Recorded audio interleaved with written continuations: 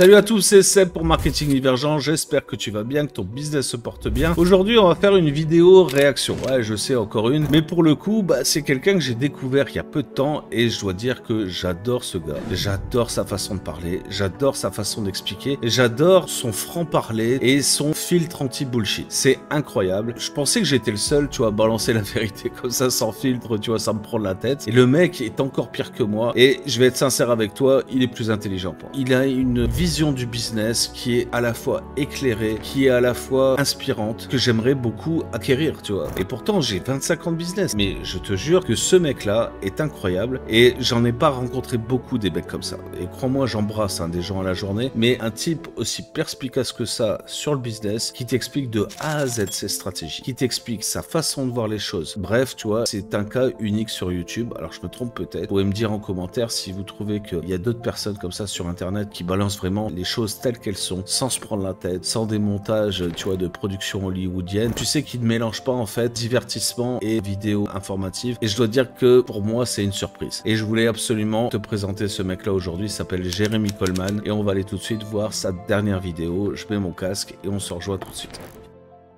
Ok, donc on se retrouve sur mon écran et sur la chaîne de Jeremy Coleman, donc Coleman Publishing, qui est en fait un coach qui réussit particulièrement, un petit peu sur le même genre de modèle que Marion Klein, tout ça, tu vois. Donc c'est quelqu'un qui vous veut du bien. Alors je le connais pas moi personnellement, c'est pas quelqu'un que je côtoie. Je te l'ai dit dans l'introduction, c'est quelqu'un que j'ai découvert dans une vidéo un petit peu réaction justement, où il répondait un petit peu à ses membres, etc. Que j'ai trouvé ultra pertinente et je me suis abonné. Alors c'est pas une grosse chaîne. Aujourd'hui cette vidéo là fait 1700 vues, ce qui est pas mal. Donc cette vidéo là aujourd'hui a fait 1700 vues, ce qui est quand même pas mal. C'est légèrement optimisé SEO, on pourrait faire mieux. Mais c'est voilà une chaîne qui fait 628 000 vues par mois, ce qui est pas mal. 622 vidéos, ce qui est un gros taf. C'est quelqu'un de respectable à mon avis et c'est pas quelqu'un qui est dans le YouTube game, YouTube money. Donc à mon avis intéressant en tout cas à regarder. En plus de ça, tu vois, il te montre son décor là, sa chambre en vacances, son plumard il est même pas fait. Il a toujours son bordel sur le pif pour pas ronfler. C'est un mec qui se prend pas la tête et moi les gars comme ça,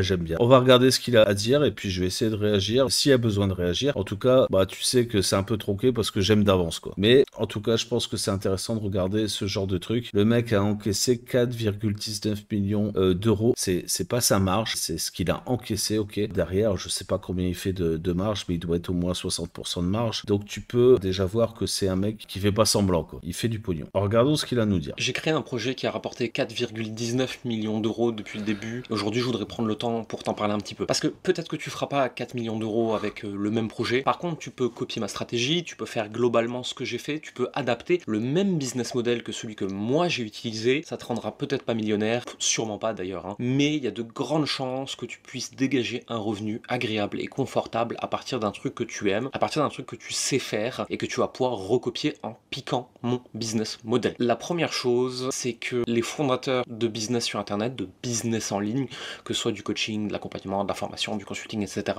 ils te disent pas un truc qui est pourtant ultra important sur la création de contenu. La création de contenu aujourd'hui, ça crée l'autorité, ça crée la confiance, ça crée la relation. À bien des égards, ça crée aussi les ventes. Le problème, c'est qu'on est persuadé qu'il faut une grosse équipe, des productions ultra léchées, du montage méga compliqué, des sujets ultra grand public où tu décryptes la nouvelle stratégie de telle politique ou tel truc comme ça. Et peut-être que moi aussi je popularise ça d'une certaine façon, puisque aujourd'hui, avec une entreprise qui, là en 2024, va faire 2,5, 2,6 millions d'euros de chiffre d'affaires encaissé, moi Alors, je me permets d'intervenir. Je pense que je vous dis à longueur d'année que la création de contenu, c'est le primordial. Je le dis dans X vidéos, je le rabâche tous les jours à mes élèves. Je pense que, effectivement, comme il le dit, la création de contenu, c'est la base, en fait. Tu vois, si tu veux à la fois intéresser des gens, si tu veux à la fois créer de la confiance et une relation, en fait, avec ton audience, eh bien, c'est la création de contenu qui est nécessaire. Et ce que je dis aussi, c'est que, en fait, il te faut simplement, même un pauvre téléphone, tu vois, pour faire de la création de contenu, tu vois. Même des téléphones un peu low cost, voilà, qui filment très bien.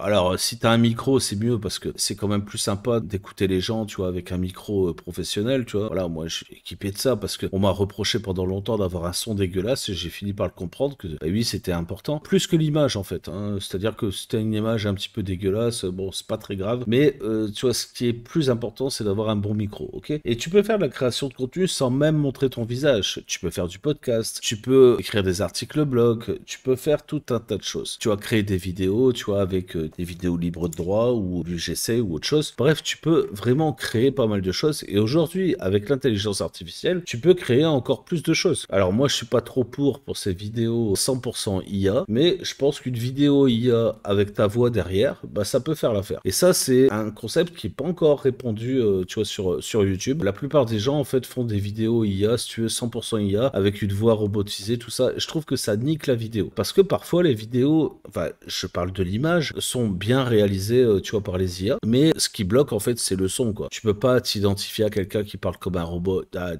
comme ça, tu vois. C'est insupportable. Et par contre, toi, tu pourrais parler derrière, quoi, tu vois. Et ça, les gens ne le font pas. Je trouve ça dommage. Donc, c'est un petit tips que je te donne. Si aujourd'hui, tu veux avoir un nouveau format sur ta chaîne YouTube, bah, pourquoi pas faire des vidéos visuelles par IA et parler dessus. Je pense que ça peut tout à fait faire l'affaire et tu peux à la fois dire des trucs importants, des trucs intelligents, des trucs voilà, qui te font plaisir, des trucs dans lesquels tu es expert, tu sais de quoi tu parles, etc. Ça peut être super intéressant. Donc, je le dis, créer du contenu. Moi aussi, maintenant, j'ai une équipe qui m'aide à gérer mes contenus, que ce soit sur YouTube, sur Instagram, sur LinkedIn, etc. Et c'est pour ça que je fais cette vidéo. Quand j'ai commencé, c'était moi avec mon iPhone dans une chambre. Et aujourd'hui, c'est moi dans ma maison de vacances avec un petit trépied, là, comme ça, qui bidouille une vidéo et qui veut te partager un truc un peu à cœur ouvert. Et les grosses productions, si tu veux devenir très connu et t'adresser à un plus grand public, ouais, tu vas en avoir besoin parce qu'elles posent quelque chose quand même. Elles disent, attention, on n'est pas là pour rigoler. Une entreprise sérieuse, on est une grande entreprise maintenant. Mais finalement, les contenus qui font le plus de ventes et qui aident le plus à bâtir une relation avec l'audience, c'est des trucs comme ça, là, comme ce que je suis en train de faire. Je suis tout à fait d'accord avec ça. Et si tu regardes même les mecs qui ont les moyens de faire des grosses productions, des grosses vidéos, machin, en Make Money, par exemple, je pense à des mecs comme Yomi Denzel, et bien tu vas voir qu'en fait, ils sont en train de revenir à des formats beaucoup plus simples, où il n'y a pas beaucoup de montage, où c'est juste cuté, tu sais, entre les posts qu'il fait, etc.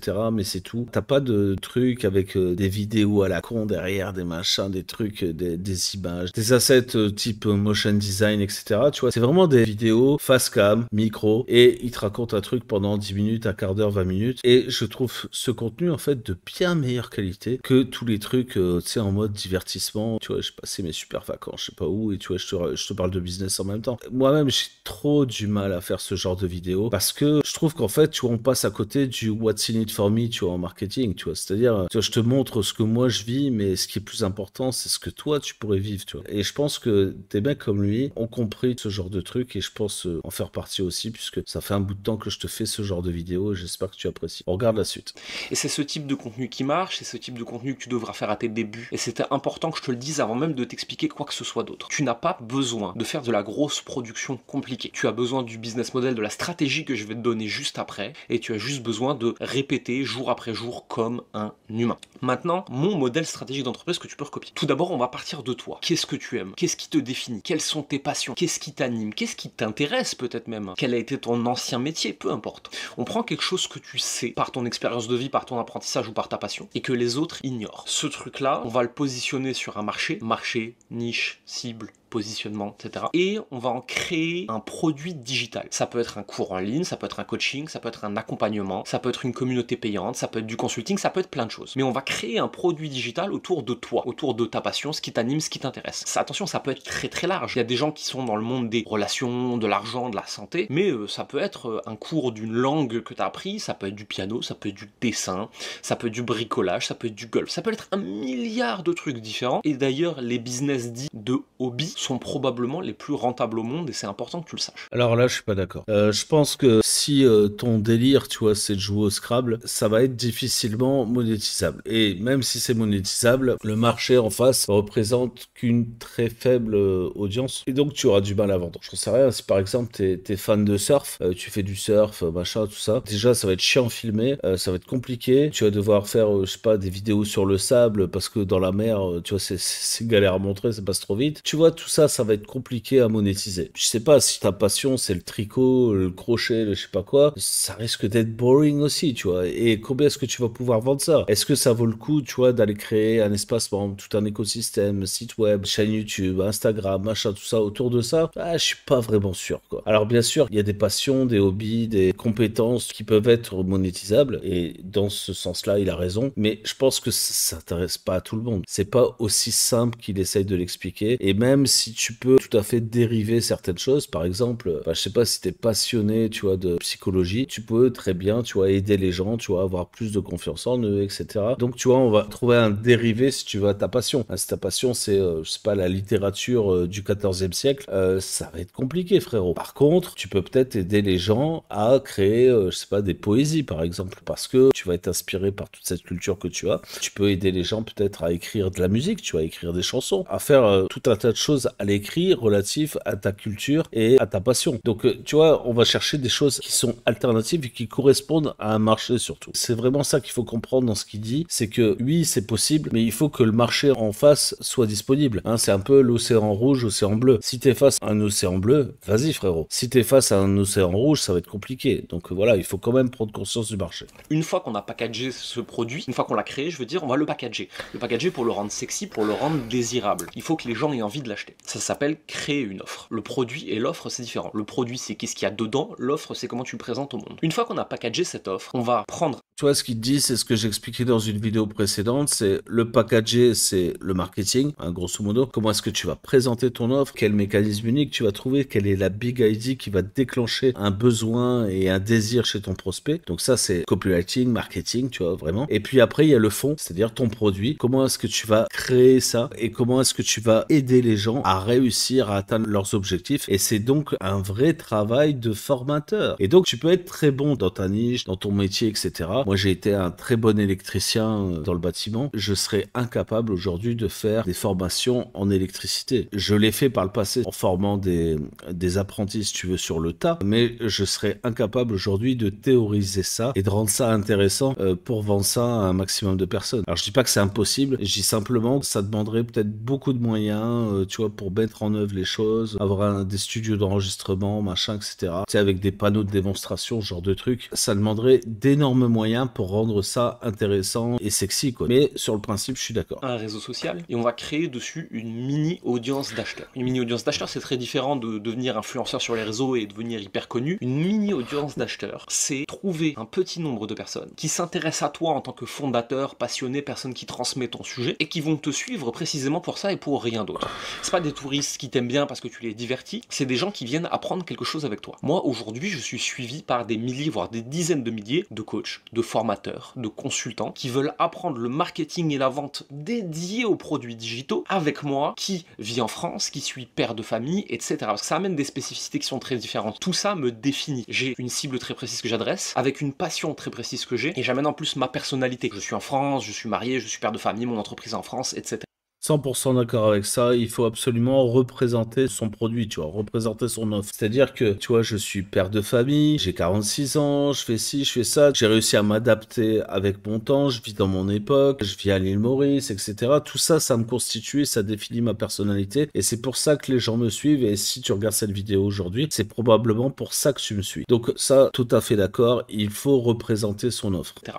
Et tout ça, ça me positionne avec mon produit digital de façon unique sur le marché. Une fois qu'on a cette mini audience d'acheteurs, on va créer du contenu. Créer du contenu, c'est pas du tout le truc compliqué que tu t'imagines au début. Créer du contenu, c'est là, regarde, c'est ce que je suis en train de faire. C'est-à-dire que j'ai appuyé sur un bouton et j'ai commencé à parler. J'ai derrière moi un ordinateur avec 3 points, j'ai juste mis des tirets que je voulais pas oublier, et il n'y a rien d'autre que ça. Tu peux le faire en vidéo, tu peux le faire en podcast 100% audio, tu peux le faire à l'écrit, tu peux le faire en image si t'aimes dessiner, etc. J'ai vu des gens qui ont créé du contenu sous forme de BD parce qu'ils aimaient dessiner. Tout est possible. C'est exactement ce que je te disais il y a quelques minutes. Simplement, le contenu que tu crées, c'est du contenu qui doit aider les personnes en face de toi, qui doit leur apporter de la valeur, qui doit apporter quelque chose qu'ils n'ont pas le reste du temps. Ça, c'est important. Une fois que ça c'est fait, tu vas juste leur dire, si tu veux aller plus loin, voici mon produit digital. Donc rappelle-toi, c'est peut-être une formation en ligne, un coaching, un accompagnement, une communauté payante, ce que tu veux. Voici mon produit digital. C'est aussi simple que ça. Bien sûr, le marketing et la vente se complexifient si tu vas aller chercher des millions de revenus par an. De toute façon, il y a 0,01% des gens qui vont y arriver. Pas parce que c'est impossible, mais parce que ce que ça demande, ils n'auront pas envie de le faire en fait. Et d'ailleurs, la réalité du monde du coaching et de l'accompagnement, elle est là en fait. C'est pas que les chiffres que tout le monde vous promet sont inatteignables. Je suis moi intimement persuadé, et c'est pas une promesse légale, c'est ma conviction personnelle d'entrepreneur, je suis persuadé que vous pouvez tous les atteindre ces chiffres-là. La réalité, c'est que ce que ça demande, vous n'avez pas envie de le faire. Tout à fait d'accord avec ça aussi. Les gens en fait sont tous les mêmes. Ils ont une ambition qui se limite à leur motivation. Et leur motivation, elle dure une semaine. Donc il y a déjà peut-être 10% des gens qui vont déjà avoir un peu plus qu'une motivation, tu vois, pour réussir. Et dans ces 10%, eh bien tu vas leur dire ouais mais il va falloir faire de la publicité, dépenser, risquer, faire des analyses, des statistiques, tu vois, de la gestion financière, parce que tu peux pas être entrepreneur sans faire de gestion financière. Ils vont dire ouais mais tout ça, moi j'ai pas envie. Ah mais tu fais comment frérot? Tu vois, t'es obligé. Après on va te dire ouais mais il va falloir faire du marketing parce que bah, ton offre là elle est pas sexy. Et c'est pour ça que la plupart des gens vont s'arrêter à quelques milliers d'euros par mois de chiffre d'affaires avec leur entreprise dans le digital. C'est parce que ce que ça demande pour aller au-delà, c'est du boulot, c'est difficile, c'est chiant à bien des égards, à plein de moments, c'est aussi cool à plein de moments. Donc une fois qu'on a fait tout ça, on va faire du contenu qui parle de soi, qui parle de sa passion, qui parle de ce qui nous intéresse, qui parle de notre ikigai. Et tout ça, ça va donner un business. Peut-être pas un business à 5 millions, oui, mais en tout cas ça va générer des revenus. Et en fait le business model que vous pouvez copier, il est aussi simple que ça. Le type de contenu qui marche aujourd'hui, c'est du contenu humain, c'est du contenu brut, c'est du contenu normal, c'est le type de contenu qu'on est en train de faire ensemble. Il marche par écrit, il marche en vidéo, il marche en audio, il marche comme vous voulez. Les humains ont envie d'acheter à d'autres humains. Alors oui, pour faire une boîte à millions, il va falloir produire des choses beaucoup plus complexes et nous on est en train de le faire de plus en plus parce qu'on est en train de passer un cap, passer un niveau, on est en train d'éduquer tout un marché et donc on est obligé pour toucher un public qui nous connaît moins bien de faire des contenus beaucoup plus poussés. Mais je suis persuadé, je pourrais le vérifier avec mes stats parce que nous on mesure tout, que cette vidéo là va apporter plus de ventes à mon entreprise que des machins ultra léchés qui durent 1h30 et qui nous auront coûté 15 000 € à produire. Alors je suis d'accord avec ça, que ces vidéos en fait, j'ai envie de dire à cœur ouvert, sont bien plus importantes que toutes les autres vidéos réunies. Ça je suis d'accord avec ça. Par contre il y a un truc, quand tu veux toucher tu vois du mass market, eh bien il y a un truc auquel il va falloir que tu t'exposes, c'est au cold traffic. Et aujourd'hui tu vois des gens qui savent faire du cold traffic en France, bah encore une fois il faut pas plus d'une main pour les compter. Pourquoi? Parce que c'est difficile de comprendre que bah, les gens quand ils arrivent sur ta page, ils savent pas de quoi tu parles, ils savent pas qui tu es, ils savent pas si vraiment tu on peut te faire confiance. Ils savent pas si ce que tu vas leur apporter, c'est vraiment fait pour eux, quoi, tu vois. Et donc, il faut trouver les mots, il faut trouver la forme, il faut trouver le contexte pour proposer tout ça. Et c'est là où le bas blesse, c'est là où ça devient compliqué, et c'est là où tu es obligé d'être accompagné. Tu peux pas avoir une vision complète de ton business et une vision produit en même temps qu'une vision marketing cold traffic. Moi, je veux dire, franchement, ce qui m'a fait décoller sur tous mes business, c'est le fait d'avoir un associé qui était vraiment spécialisé dans le fait de parler à du cold traffic, de parler à des gens comme ça, lambda, qui te connaissent pas, etc. Parce que moi, j'ai toujours réussi à faire du hot traffic sans problème. J'ai besoin de personne pour ça. Mais j'avoue que sur du cold traffic, et si j'avais pas mes associés aujourd'hui, je crois que j'en ferais toujours pas, quoi. Du moins, j'arriverais pas à en faire. J'ai essayé pendant des années, ça fonctionnait pas, je laissais tomber. Et ce qu'il dit, c'est totalement vrai. C'est que la plupart du temps, en fait, tu vas essayer parce que tu vois que c'est possible. Tu vois que ton business a du potentiel en cold sur du trafic froid. Mais bah, comme tu échoues, en fait, à chaque fois que tu essayes, bah, tu finis par laisser tomber. Et vraiment, le réflexe, quand tu arrives à ce niveau-là, c'est d'aller chercher quelqu'un qui est capable de le faire. Et c'est pas obligé d'être un associé, hein, tu vois. Moi, j'ai choisi le côté associatif, tu vois, parce que c'est aussi pouvoir partager ses problématiques avec quelqu'un qui est impliqué comme toi, tu vois, dans ce business. Et moi, je trouve ça plus valorisant plutôt prendre, de déléguer ça à quelqu'un. Mais tu peux tout à fait prendre, voilà, quelqu'un en freelance qui va t'aider, qui va t'accompagner, que ce soit un consultant marketing ou carrément un copywriter, un funnel builder, etc., pour t'aider à modéliser ton idée dans une offre. Et c'est vraiment ça qui est plus compliqué. Et pareil pour tes publicités, de savoir comment s'adresser à ces gens-là, comment les hooker, comment les renvoyer sur ton offre et faire en sorte que ce soit juste les gens qui sont qualifiés pour ta solution que tu envoies sur cette offre pour optimiser, tu vois, tes gains et optimiser ton business. Et c'est pour ça que beaucoup de gens plafonnent à 2, 3, 4 000 euros parce que ils ont pas ce réflexe-là d'aller chercher de l'aide dans le réseau. Les humains ont envie d'apprendre et d'acheter avec d'autres humains. Une fois qu'on a compris ça, en fait, foncièrement, on a tout compris. Les contenus qui marchent sont des contenus où vous avez avez une idée, une inspiration, quelque chose qui venait des tripes, du bide, du cœur. Vous avez sorti votre téléphone et vous avez commencé à raconter un truc. Et vous l'avez posté brut sur le réseau social de votre choix. Bon, après, il y a l'algorithme aussi, hein, les gens pas se voiler la face, hein, parce que dans un monde idéal, ce qu'il dit, c'est fondamentalement vrai. Les humains veulent acheter à d'autres humains, ils veulent des gens authentiques et sincères face à eux. Donc ça, c'est vrai, il n'y a pas de problème. Sauf que s'il y a personne qui te voit, tu vois, c'est un peu comme être une aiguille dans une botte de foin. À l'échelle mondiale, ta petite chaîne YouTube, en fait, représente quoi? Donc, il faut aussi avoir cette ouverture d'esprit pour aller faire de la vidéo un petit peu putaclic, pour attirer des gens sur du divertissement, en fait, finalement, pour justement qu'ils viennent regarder tes vidéos ou tes facecam et tu leur parles à eux directement. Il y a un peu d'hypocrisie. Enfin, je pense pas que ce soit de l'hypocrisie, je pense que c'est un peu le syndrome du riche, quoi, tu vois. Tu trouves ça tellement obvious et facile que tu l'expliques de cette façon-là. Mais lui-même sait très bien qu'il y a une histoire d'algo, qu'il y a une histoire de régularité de poste, de ci, de ça. Donc ça, c'est la partie technique, en fait, du sujet. Mais fondamentalement, c'est vrai, je suis d'accord avec lui. Les humains achètent à d'autres humains, quoi. C'est vrai. C'est ça qui marche. C'est ça qui fait des ventes. C'est ça qui amène des résultats. Et comprendre ça, ça peut servir à n'importe qui regardera cette vidéo. Parce que peut-être qu'aujourd'hui, tu t'empêches de créer ce contenu-là. Peut-être qu'aujourd'hui, tu t'empêches de créer un produit digital. Peut-être qu'aujourd'hui, tu te dis, c'est pas pour moi. En fait, n'importe quoi qui te passionne, que tu sais, que tu as vécu dans ta vie, que tu as dépassé un ancien métier, n'importe quelle chose de ton passé, de tes connaissances, de ton expérience que tu peux valoriser, peut devenir un produit digital. Bien sûr, ça ne deviendra pas un coaching de vie à 15 000 balles. On s'en fout. Ça peut devenir un produit digital. Et derrière, en créant une audience autour de toi, autour de ce que tu aimes, en créant du contenu brut, du contenu d'humain, tu vas pouvoir amener des gens vers ce produit digital. Et ça va faire un business. Mais tout ça, faut absolument que ce soit simple. Et je pense que c'est ça le plus important. Et je vais te dire un truc, je me suis levé ce matin et j'ai pas du tout envie de tourner cette vidéo. Je suis dans ma maison de vacances, ça me casse la tête, j'avais pas envie de tourner. D'habitude, j'ai toute une équipe à ma disposition qui installe les lumières, qui fait les machins, qui organise tout, qui me dit quoi dire, quel sujet, etc. J'ai pas besoin de réfléchir. Et là, je dois prendre de mon temps au réveil avant que ma femme et mon fils se lèvent pour tourner cette vidéo parce qu'elle était importante et parce que je devais la faire. Et la seule raison qui a fait que j'ai pu la faire, c'est parce que j'ai accepté de la faire brute. J'ai accepté qu'elle serait comme ça, à l'arrache. Je suis assis par terre dans ma putain de villa de vacances. Tu vois le lit qui est pas fait derrière. Et c'est normal, c'est du contenu d'humain. J'avais quelque chose à te partager, j'avais quelque chose à te dire. J'ai allumé la caméra et j'ai tourné. Si ton entreprise, si ton système, si ton business model ne sont pas faciles, ça ne tiendra pas sur la durée. Tu as besoin de choses simples, de choses sans friction. S'il y a de la friction, au premier truc dans ta vie, tu vas arrêter de le faire, ce sera trop difficile. Il faut que ce soit facile. Il faut que ce soit facile à chaque fois. Il faut que ce soit facile jour après jour. Parce que c'est sur la durée, avec de petites actions faciles, que tu vas voir les résultats que tu veux. Quand j'ai regardé les stats ce matin avant de faire cette vidéo, j'ai vu 4,19 millions d'euros générés depuis la création de Coleman Publishing. Ça fait un peu plus de 3 ans. Ça fait 3 ans et demi, je crois. J'ai halluciné. Je comprends pas. Sur les 30 derniers jours, on a facturé 313 000 euros. Ça n'a aucun sens pour moi. Alors bien sûr, c'est pas du profit, c'est pas dans ma poche, c'est du TTC, il y a de la TVA, je rends de l'argent à l'État.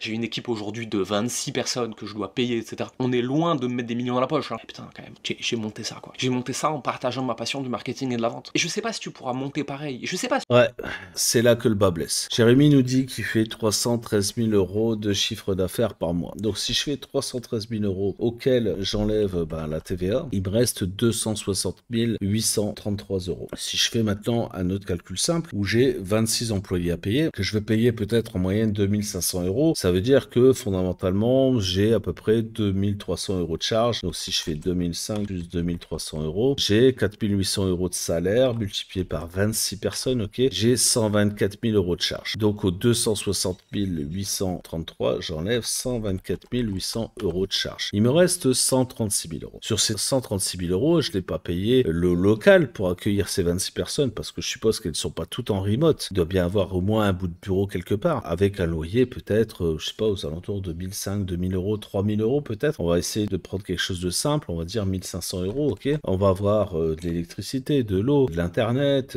et peut-être, je sais pas, des véhicules, ce genre de choses en plus. Donc des charges, on va dire, on a un package avec assurance, etc., etc. On a un package peut-être de charges fixes aux alentours de 10 000 euros par mois, ce qui me semble pas déconnant pour une entreprise avec 26 personnes. Donc je retire encore de ces 136 000 10 000 euros. Là-dessus, il ne s'est pas payé lui, il n'a pas payé ses associés, je pense qu'ils sont 2 ou 3 sur le projet. Tu vois, on est en train de descendre pas mal quand même la rentabilité. Hein. Donc voilà, j'ai aujourd'hui un résultat de 126 000 euros sur ça. Je suppose qu'il a encore des outils à payer, peut-être des prestations de service, tu vois, 26 employés c'est bien, mais tu fais peut-être pas tout avec ça, sûrement des prestations de service en plus, des faux frais, tu vois, à droite à gauche, t'as fait, je sais pas, de la publicité, t'as fait ci, t'as fait ça. Moi, je pense que sur un business comme ça, faut retirer encore entre 30 et 50 000 euros, tu vois, de conneries. J'ai fait de la publicité sur YouTube, sur Facebook, sur je sais pas quoi. J'ai pris un freelance pour pour faire un funnel builder, j'ai pris un freelance pour faire mon montage vidéo, j'ai fait de l'email marketing, j'ai fait je sais pas quoi. Bref, c'est pas parce que j'ai 26 employés que ces 26 employés font forcément tout ça. Tu vois, lui, il est plutôt dans le coaching, donc ces 26 employés, ils font plutôt du coaching. Donc, je suppose qu'il a quand même une équipe marketing, machin, tout ça, des trucs de montage autour. Mais ne serait-ce que de la publicité pour un business comme ça, c'est au moins 30 000 euros par mois. Donc ça, c'est vraiment le minimum. On va partir sur le postulat minimum. Donc, on va retirer à 126 000 euros, 30 000 euros, ok. Il reste donc 96 000 euros. Imaginons que donc ces gens-là sont pas payés avec un salaire, mais ils sont payés avec des dividendes annuels, ok. Donc, on va calculer l'IS là-dessus. Donc, sur 96 000 euros, on prend 25% d'IS. Hein. Il me reste donc 72 000 euros. 72 000 euros hors IS. On va retirer un peu de fonds de roulement, de trésorerie, de trucs à la con qu'on garde dans l'entreprise, tu vois, comme les 5% minimum de garantie. On va dire que là-dessus, tu vois, il faut retirer, allez, on va dire au moins 15%. Je dirais même 20%. Donc, multiplié par 0,8. Ok. Il reste 57 000 euros. Sur ces 57 000 euros, on va payer 30% de CSG, CRDS avant de distribuer, tu vois, les dividendes. Donc, multiplié par 0,7, ok. Il reste 40 000 euros. S'ils sont deux, c'est 20 000 euros chacun. Et s'ils sont trois, divisé par 3, c'est 13 000 euros chacun, ok. Donc, ne te monte pas la tête. Si je te fais ce calcul-là, en fait, c'est pour que tu comprennes qu'une entreprise en France qui fait 300 000 euros de chiffre d'affaires, eh bien, son dirigeant peut espérer aux alentours de 13 000 euros de salaire par mois s'ils sont 3 associés, ou au maximum 20 000, sur lequel il va encore payer des impôts qui sont à hauteur de 40% là-dessus, quoi. Donc,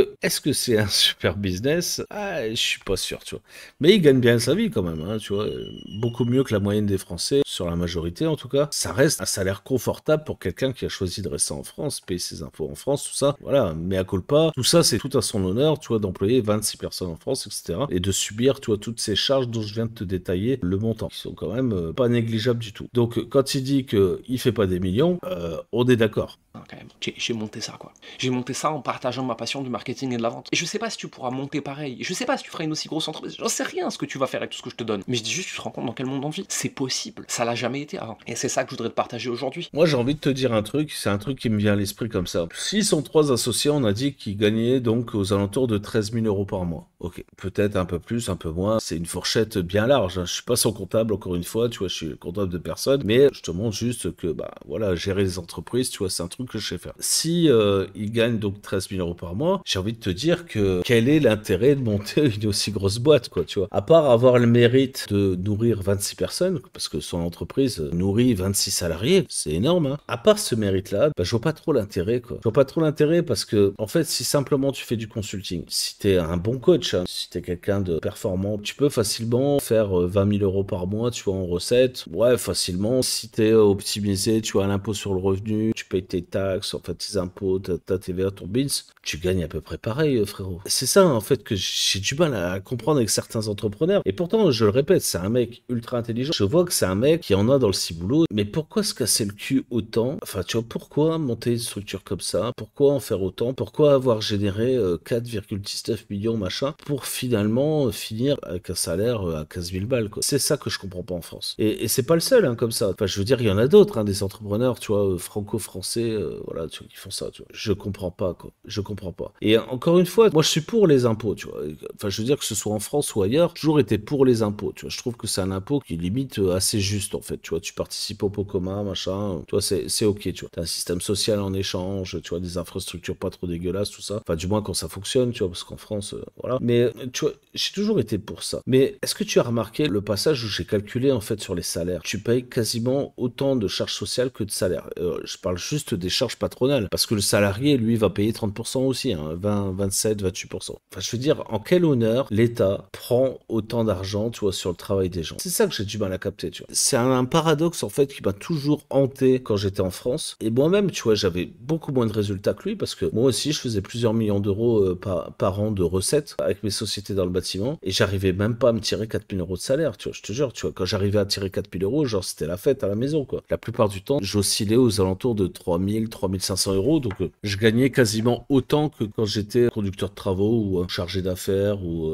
gestionnaire de centre de profit. Enfin bref, j'étais un peu avancé dans les entreprises en tant que salarié. J'étais vraiment pas drivé, tu vois, par l'argent, si tu veux. Quand j'étais en France, tu vois, et que j'avais ces entreprises, pour moi, le seul avantage de l'entreprise, c'était de rouler en belle bagnole, d'aller bouffer au resto, tu vois, quand je voulais, et de pas devoir demander la permission à qui que ce soit, tu vois, de faire ce que j'avais envie de faire, quoi. J'avoue que financièrement, j'ai jamais trop compris, en fait, tu vois, pourquoi est-ce que j'ai fait ça. Et maintenant, avec le recul, parce que moi, j'étais con à l'époque, hein, tu vois, clairement, hein, je me demande pourquoi un mec aussi intelligent, qui fait des vidéos aussi intelligentes, se barre pas de la France, quoi, tu vois, je capte pas, quoi, tu vois. Encore une fois, c'est tout à son honneur, tu vois, mais j'avais besoin de te dire ça. Ok, poursuivons la vidéo. Parce que tu peux commencer demain. Il suffit de créer un compte sur un réseau social. Et il suffit de faire exactement ce que je t'ai dit. Prendre ta passion, packager un produit, créer une petite audience, créer du contenu, leur dire si tu veux aller plus loin, voici mon produit. C'est aussi simple que ça. Ça veut pas dire que ce sera facile tous les jours. Mais putain, la méthode elle est quand même pas compliquée. Et tu feras peut-être pas des millions avec.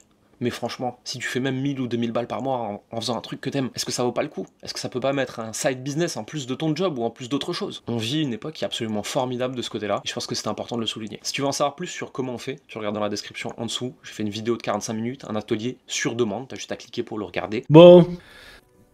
Cette vidéo, j'ai trouvé assez inspirante finalement. En fait, ça m'a poussé dans mes retranchements, tu vois, d'entrepreneur, tu vois, de gestionnaire, tu vois, de business. C'est quand il a annoncé les chiffres, tu vois, tu sais, moi, ça m'a fait un peu halluciner. Je me dis, putain, le mec, tu vois, quoi, il a investi tout ça, tu vois, et ça se voit, tu vois, que c'est un passionné, tu vois, qui travaille beaucoup, tout ça. Rien qu'à sa gueule, il est marqué par le travail, tu vois, t'as vu, j'ai les mêmes cernes, tu vois. C'est le signe des mecs qui travaillent beaucoup, tu vois. Et je me dis, putain, pourquoi ce mec s'acharne autant à faire ce business-là en France? Je te jure, j'ai du mal à comprendre. Là où je le rejoins à 1000%, c'est quand il dit que, ben, voilà, n'importe qui, en fait, est capable de monétiser une de ses compétences, tu vois, pour peut-être gagner 1000, 2000, 3000 euros par mois, tu vois. Et je pense qu'il a raison, on vit une époque formidable pour ça. Aujourd'hui, si t'es un petit peu malin, si tu t'intéresses un petit peu au marketing, à l'acquisition de trafic, création de contenu, tu peux monétiser à peu près tout et n'importe quoi, tu vois. Il faut bien sûr que ce soit monétisable, je l'ai dit avant, il faut qu'il y ait un marché en face, c'est juste évident. Tu vas pas vendre un produit que personne n'a envie d'acheter, quoi. Ça, c'est logique. Mais ce que je veux dire par là, c'est que quel est le plus con dans l'affaire? Et moi, je me suis posé longtemps cette question, et surtout quand j'étais en France, et quand je suis arrivé au Maroc. C'est à ce moment-là où ce truc-là me travaillait beaucoup. Je me disais, putain, les Marocains, ils ont le temps, quoi. Ils s'en foutent, quoi, tu vois. Ils profitent de leur vie, tu vois. Chaque minute, tu vois, est importante, ils la vivent, machin, tout ça.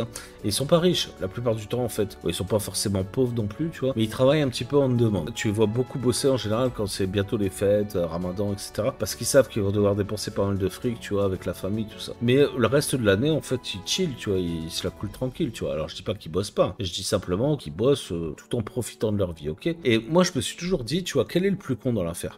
Quel est le plus con? Moi, qui bosse comme un acharné pour essayer de faire quelque chose, tu vois, de générer beaucoup d'argent, etc. Ou le mec, en fait, qui passe la moitié de sa journée sur une chaise en train de regarder le ciel. Je me suis dit, en fait, tu vois, il y a personne qui a raison, quoi, tu vois. L'argent n'a pas beaucoup d'importance. Tu vois, il y a des gens qui vivent très heureux avec 1000 ou 2000 balles par mois. Alors, pas en France, je précise, mais à l'étranger, j'en ai rencontré des dizaines qui sont très heureux comme ça. Moi, j'ai toujours réussi à modérer un petit peu, tu vois, mes besoins. Tu vois, aujourd'hui, je vis toujours à peu près avec les mêmes besoins que j'avais il y a 10 ans, tu vois. Ça n'a pas vraiment évolué. Ça a évolué un peu avec l'inflation, si tu veux. Donc, j'ai pris à peu près 10-15% d'augmentation, tu vois, de mon train de vie, tu vois, sur 10 ans. Finalement, tu vois, t'es pas plus mal, tu vois, gagner, en fait, ce qu'il te faut pour vivre et peut-être investir un petit peu dans ton patrimoine et transmettre quelque chose à tes gosses, quoi. Moi, en tout cas, bon, tu vois, peut-être pas vu évoluer, mais en tout cas, moi, je trouve que j'ai bonne mine aujourd'hui parce que, en fait, je me prends pas la tête, tu vois. Et comme lui, en fait, j'allume ma caméra et je parle. Si en tout cas, c'est ce lifestyle qui t'intéresse et pas le business millionnaire, regarde en description, il y a un lien pour toi. Crois-moi, tu feras suffisamment d'argent pour, primo, vivre comme tu le souhaites où tu veux, que ce soit en France ou à l'étranger, peu importe. Et si tu veux t'expatrier, tu auras les moyens de le faire. Vraiment, le boulot sur Internet, c'est top parce que tu travailles un peu comme tu veux, quand tu veux, avec qui tu veux, où tu veux.